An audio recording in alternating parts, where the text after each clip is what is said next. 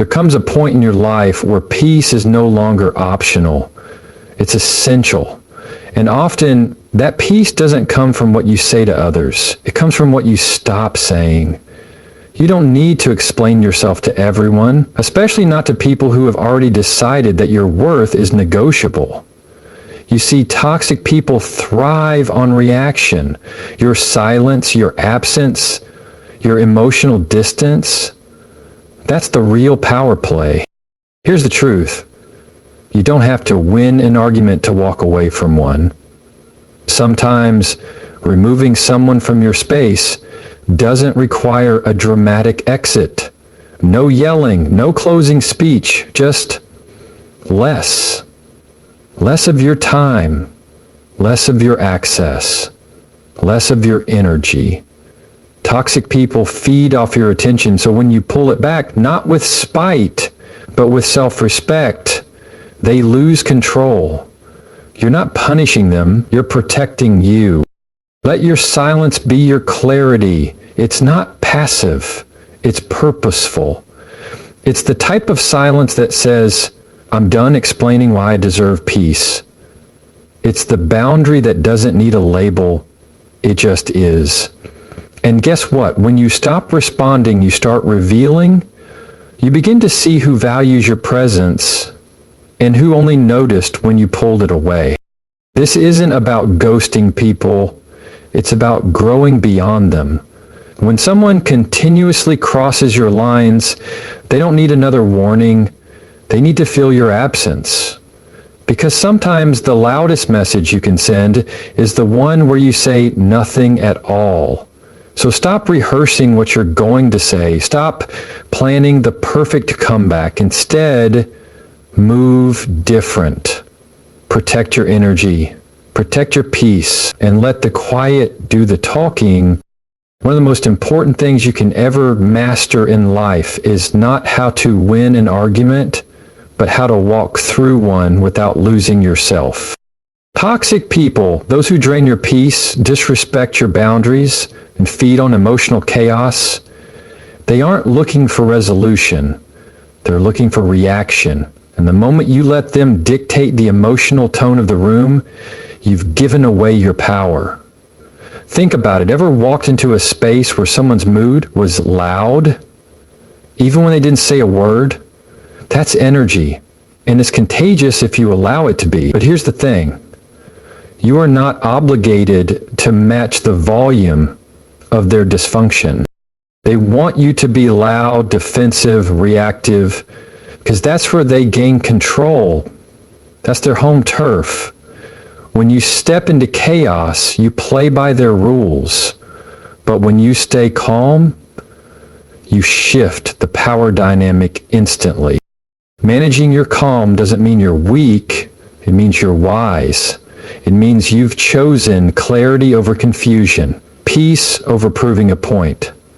And that is strength most people won't recognize, especially the ones who thrive off drama. So when the jabs come, and they will, through sarcasm, passive aggression, guilt trips, or full-blown gaslighting, pause. Take a breath. Step back mentally. Remember this. Not every comment deserves a comeback. Not every attack needs a defense. Sometimes the most disarming thing you can do is nothing. Respond. Don't react. And sometimes don't even respond. Because when you stay grounded, you force them to face their own instability. When you don't flinch, don't argue, don't fire back, they're left with nothing to feed off. It's like trying to start a fire with no spark. They can't escalate what you refuse to energize. You'll notice something powerful when you stop matching chaos. The conversation either de-escalates or it exposes itself. Both are wins. And you walk away intact. No regrets, no aftermath, no need to clean up emotional wreckage. Control the energy, not the argument. Because energy is everything. The moment you control yours, You influence the entire room without raising your voice. You set the tone without saying a word. You decide who gets your peace and who no longer qualifies for access to it. And here's the closing truth. When someone tries to pull you into chaos, staying calm is not silence. It's strategy. It's not disengagement. It's self-respect. So let them raise their voice. Let them spiral. Let them exhaust themselves trying to pull you off center. Stay rooted. Stay grounded. Because real power doesn't shout. It doesn't scramble. It doesn't chase. Real power sits still and speaks without a sound. Some people think the only way to be heard is to speak louder, argue harder, or explain longer. But the truth is, nothing commands more attention than your quiet decision to detach. Detachment doesn't mean you don't care. It means you've learned to care without sacrificing yourself. It means you've stopped handing your peace to people who misuse it. And instead of fighting to be understood, you start valuing your own understanding of what you need, what you deserve, and what you're no longer available for. See, when you confront someone who isn't ready to listen, you're not resolving. You're exhausting. You're pouring energy into a cup that has no bottom. That's why no matter how many times you explain, they still don't get it. It's not that you're unclear, it's that they don't want to get it. So instead of chasing closure or trying to fix what they won't even admit is broken, you step back. Not with bitterness, not with revenge, but with resolve. And here's the shift. When you create distance, not in anger, but in clarity, you start making the kind of noise that can't be ignored. Detachment is not absence of love, it's the presence of boundaries. You no longer engage to prove your point. You no longer argue to protect your position. You simply remove your energy, and that sends a message words never could. Because toxic people can ignore your logic.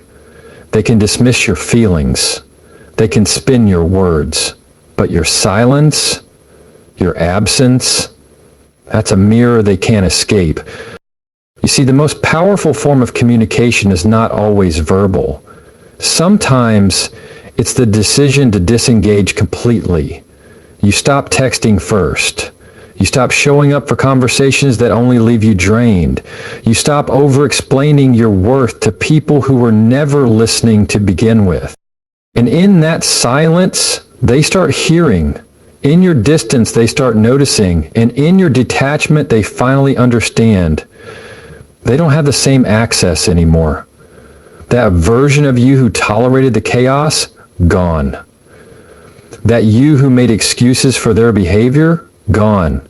That seat in your life they once took for granted, empty. You didn't scream. You didn't slam the door. You just stopped handing out invitations to your peace. That's what real strength looks like. So if you're struggling to be heard, let this be your reminder. You don't need to yell to make a statement. You don't need to beg to be seen. Just back up. Take your energy with you. Let your absence become the silence that speaks the truth they refuse to hear. Because detachment is louder than any confrontation. And sometimes the strongest message you'll ever send is, I'm not playing this game anymore. And you say it by walking away, with your head high, your peace intact, and your silence loud. We live in a world that pressures us to explain everything. Our choices, our boundaries, our peace. But here's something they don't tell you. You don't have to answer every call for your attention. Silence is not weakness. It's a tool, it's a boundary, and more than that, it's a filter. Because when you stop reacting, stop replying, stop rushing to defend or explain, people start showing you exactly who they are without you lifting a finger. You'll notice something powerful when you step back. People who were only around for what they could take will fall off. people who respected you only when they had access to your emotions, they'll start to fade. Silence shakes things loose. It clears the noise. It reveals who's real and who's only there when you're available on their terms. You don't need to argue to protect your peace. You just need to stop feeding the noise. When someone is being manipulative, passive-aggressive, or constantly crossing lines, your silence forces a choice: grow or go. And many won't grow. Not because they can't, but because they never had to. Your response trained them to expect access. Your silence untrains them. Let's be honest. Some people aren't looking for resolution. They're looking for attention. And the moment you stop giving it, they either shift or they expose themselves. The friend who only calls when they need something. The relative who guilt trips you every time you set a boundary. The partner who spins every issue back on you. Stop responding and watch the truth rise to the surface. Silence is not the absence of communication. It's the presence of clarity. You're not ghosting. You're not being petty. You're just choosing to stop investing energy into confusion, manipulation, or games. And when you remove your reaction, you take back your power. The power to choose peace over chaos, direction over destruction. You don't have to warn people when you're done. You don't have to post about your boundaries or argue them into existence. You just stop responding. And in that stillness, things start making sense. Patterns appear. True intentions get exposed. Silence teaches you who respects your presence and who is only addicted to your attention.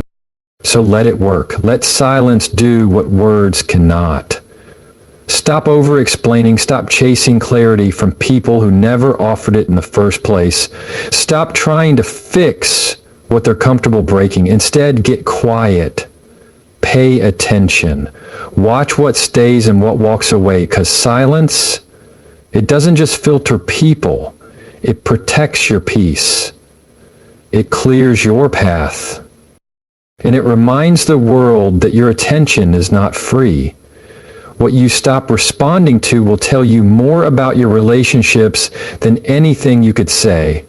So stop talking, start watching, and let silence speak on your behalf. One of the biggest misconceptions about boundaries is that you have to announce them loudly, firmly, and repeatedly to be taken seriously. You don't. Because real boundaries aren't declarations, they're decisions, and more importantly, they're followed by behavior. You don't have to post a quote, send a monologue, or explain yourself 12 different ways. The strongest boundaries don't come with warnings, they come with action. You don't say, I'm not tolerating this anymore.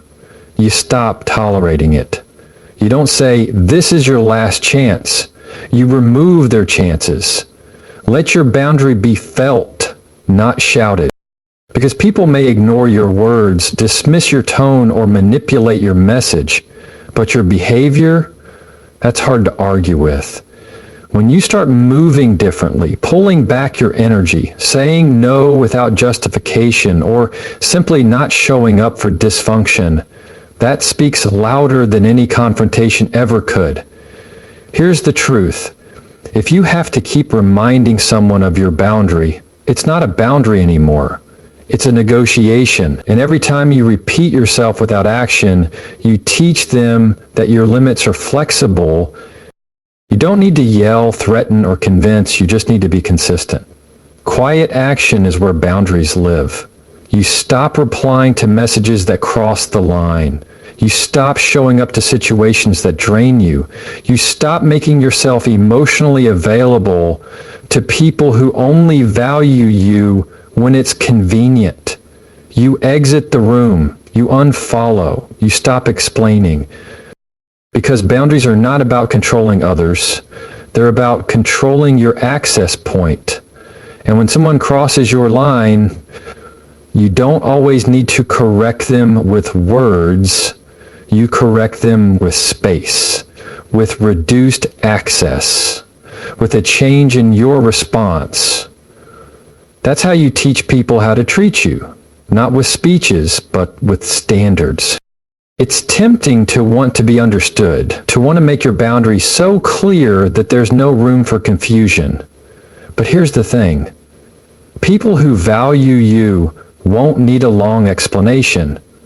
And those who keep crossing the line, they already understood your boundary. They just didn't care. So instead of trying to be louder, be clearer through your choices. Boundaries are quiet. They're subtle, they're strong, they're consistent, and they don't require